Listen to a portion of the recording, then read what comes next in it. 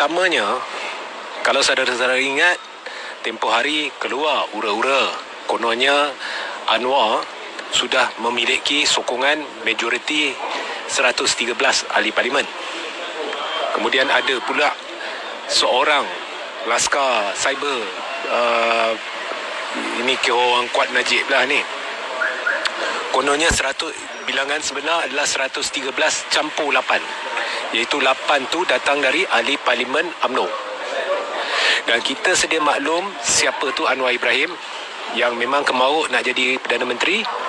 Kalau ada sokongan itu dan kalau benar Anwar sudah kumpulkan akuan bersumpah banyak itu dan yakin bahawa beliau boleh menjadi Perdana Menteri, maka pada hari ini apabila berlaku undian belanjawan selepas bacaan ketiga, sudah pasti 100%, saya ulang, okey, usaha akan dilakukan untuk menumbangkan kerajaan pimpinan Muhyiddin Yassin agar Anwar boleh jadi Perdana Menteri. Maka sudah pasti belanjawan akan ditolak. Tetapi apa yang berlaku hari ini adalah belanjawan telah diluluskan. Saya dah beritahu tempoh hari, Anwar does not have the numbers, dan saya 100% sure sebab saya tahu mengapa dia tidak ada sokongan majoriti. Dan hari ini undi belanjawan diluluskan, undinya 111 lawan 108. 108 ni ahli parlimen pembangkang, maknanya sebulat suara lah. Tetapi kalau benar Anwar ada sokongan majoriti, sudah pasti ada ahli-ahli parlimen daripada UMNO yang didakwa menyokongnya tu akan bangun untuk atau menolak belanjawan lah, tidak akan undi belanjawan. Tetapi perkara ini tidak berlaku. So, hari ini sudah disahkan bahawa Anwar tidak memiliki sokongan majoriti. Dan benda ni sebenarnya saya dah tulis bahawa tim A, Zahid, Najib, kalau korang ingat saya tulis satu artikel di blog thethirdforce.net yang menunjukkan Zahid dah berputus asa, Najib dah berputus asa. Dalam artikel tersebut saya tulis bahawa mereka sudah tahu Anwar tidak memiliki atau tidak berjaya mendapat jumlah sokongan, jumlah surat akuan bersumpah dalam bilangan yang perlu untuk memberi keyakinan bahawa Anwar memiliki sokongan majoriti. Jadi tim A ni dia pergi kepada plan B. Plan B nya, kalau korang ingat dulu saya pernah bongkarkan, tim A ada dua plan. Plan A adalah sama ada mereka tumbangkan kerajaan pimpinan Muhyiddin Yassin dan ambil alih kerajaan tanpa perlu melalui pilihan raya umum. Dan seandainya berjaya, Pakatan Harapan dan Barisan Nasional bergabung untuk membentuk kerajaan baru. Tetapi jika tidak berjaya, maka mereka akan cuba cetuskan pilihan raya umum ke-15 bila keadaan mengizinkan. Ya, saya akan cerita sebentar lagi babak keadaan mengizinkan tu, apa maksud saya. Tapi bila keadaan mengizinkan dalam masa terdekat, okey, mereka akan cuba bubarkan parlimen, cetuskan pembubaran parlimen, ya, dan dengan harapan akan masuk pilihan raya umum ke-15 dan semua akan bertanding atas kapasiti masing-masing, atas kekuatan masing-masing. Maknanya Barisan Nasional dengan Barisan Nasional, Pakatan Harapan dengan Pakatan Harapan. Kemudian selepas pilihan raya, Pakatan Harapan dan Barisan Nasional akan melihat jika jumlah kerusi mereka cukup untuk membentuk satu gabungan kerajaan.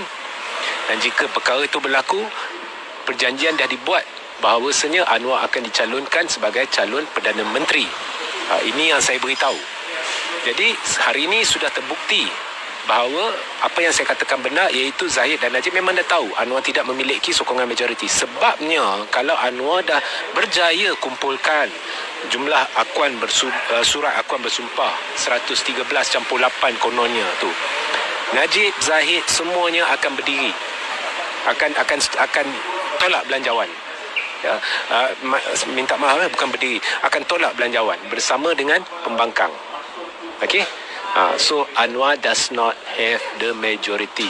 Dan saya dah beritahu, yang diwar-warkan kononnya Anwar memiliki 113 campur 8 tu adalah untuk memperdaya ahli parlimen agar mereka yang masih tidak menyokongnya akan jadi takut atau tidak, atau yakin bahawa dia memiliki sokongan majoriti dan hari ini mereka akan menyokongnya. Okey, baik, itu dah terbukti benar. Jadi yang saya tahu dengan pasti, ini yang saya tahu dengan pasti bahawa tim A sudah masuk plan B. Sebab Zahid dan Najib tahu bahawa Yang di-Pertuan Agong tidak akan bubarkan parlimen seandainya kerajaan pimpinan Muhyiddin Yassin jatuh.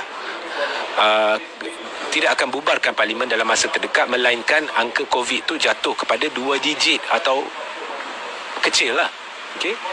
Dan mereka juga takut bahawa seandainya kerajaan pimpinan Muhyiddin jatuh, Tun Dr. Mahathir Mohamad akan kembali sebagai Perdana Menteri. Jadi plan B adalah mereka mengharapkan bahawa kita tunggu dulu parlimen dibubarkan sama ada bulan Januari atau bila-bila, dengan harapan pilihan raya umum berlaku dalam bulan Mac. Tetapi ada yang beritahu saya sebelum bulan Jun tu, tak tahulah. Tapi dalam masa terdekat. Okay? So itu yang mereka nak, sebab pokoknya mereka nak pilihan raya diadakan sebelum adanya keputusan-keputusan mahkamah berhubung kes-kes yang sedang berjalan, melibatkan Najib, melibatkan Zahid dan sebagainya. Okey? So itulah yang berlaku. Okey. Now, ini yang tu tadi yang saya pasti. Okey. Babak yang saya tidak pasti ni, mengapa tim B ni tidak bangun untuk menyokong untuk menolak belanjawan. Tim B yang 25 ahli parlimen lebih. Now, ada versi yang mengatakan dari satu sudut, apabila tim B tidak menolak belanjawan, sekaligus telah terbukti bahawa Anwar tidak memiliki sokongan majoriti. So itu perkara baik. Jadi ada satu versi yang mengatakan bahawa ini disengajakan untuk menunjukkan, membuktikan bahawa Anwar tidak memiliki sokongan majoriti, supaya apabila sudah dibuktikan Anwar tidak memiliki sokongan majoriti, sudah dibuktikan bahawa persekutuan antara Anwar dengan Najib dengan Zahid ini tidak berjaya, baru selepas ni dalam masa terdekat akan berlaku satu langkah dan kerajaan pimpinan Muhyiddin tidak akan bertahan lama. Itu satu versi.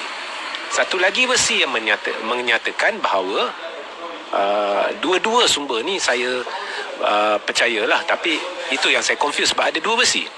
Versi yang kedua menyatakan bahawa sebenarnya tim B ni teragak-agak untuk menolak belanjawan sebab satu yang mereka tak pasti berkenaan dengan warisan ni. Sebab pada 26 November lepas, warisan tidak bersekutu dengan Tun dari segi nak tolak belanjawan.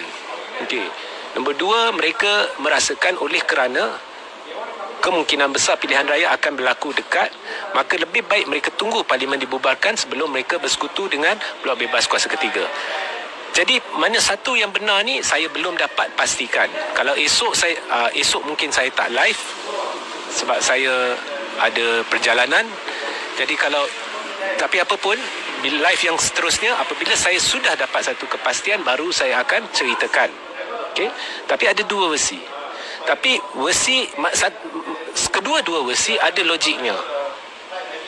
Satu versi itu yang mana mereka tidak berdiri untuk buktikan dulu bahawa Anwar tidak memiliki sokongan majoriti, ura-ura Anwar memiliki sokongan majoriti itu adalah palsu, dan kerjasama antara Anwar, Zahid dan Najib itu telah gagal. Memang logik, sebab memang hari ini terbukti Anwar menipu, kantoi. Tapi yang lagi satu versi itu pun saya rasa ada logiknya. So saya tak tahu, saya mengaku. Okey. So bila saya dah dapat tahu, seandainya saya dapat tahu, saya akan ceritakan. Kalau tidak, kita tunggu sahaja dan lihatlah yang mana satu benar. Tetapi yang saya gembira hari ini, okey, is Anwar sekali lagi terbukti dengan jelas penipu. Dan saya tidak kisah belanjawan diluluskan, sebab akhirnya apa yang saya juga gembira adalah dalam masa terdekat, selepas angka COVID ni menurun, saya sokong diadakan pembubaran parlimen dan pilihan raya yang cepat. Okey. Dan untuk makluman saudara-saudari, sudah berlaku pergolakan di dalam PAS. Sudah berlaku pergolakan di dalam DAP dan pergolakan di dalam tim A UMNO. Ya, bukan UMNO tetapi tim A UMNO. yang merancang segala yang jahat ni, itu pun dah mula bergolak. Now, Tim A UMNO ni I don't care, sebab saya terus terang lah, Tim B ni dengan siapa pun saya dah muak dengan UMNO. Okay, Tim A ke Tim B ke, saya kurang percaya dengan ahli-ahli parlimen UMNO, melainkan Tengku Razali Hamzah. Dia adalah seorang yang saya sanjungi, hormati seperti mana saya sanjungi dan hormati Tun.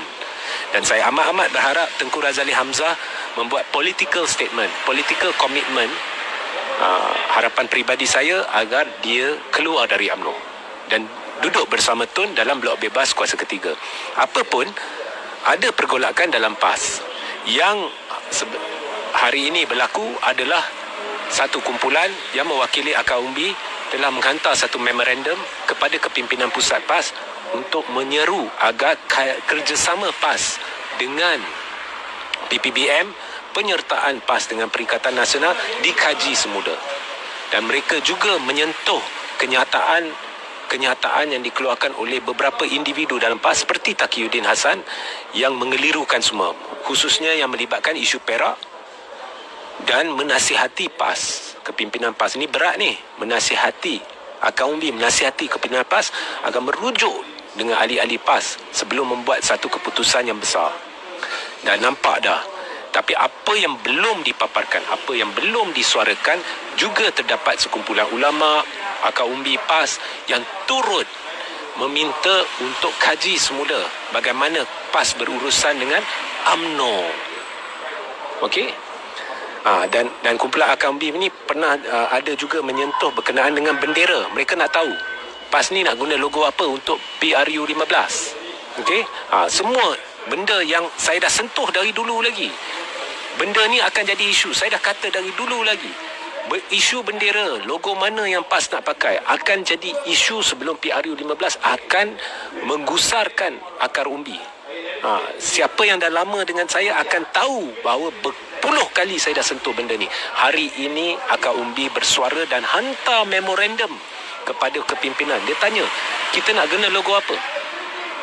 Adakah kita guna logo bulan atau adakah kita guna logo perikatan, macam mana? Kaji semula hubungan PAS dengan PPBM. Semua yang saya beritahu jadi kenyataan. Akhirnya yang Laskar Cyber tu semalam tu cerita 113 campur 8, lepas tu hari ini Muhyiddin akan tumbang ni, kau pergi YouTube dia, lihat macam mana dia spin. Okey? Ini angkara siapa?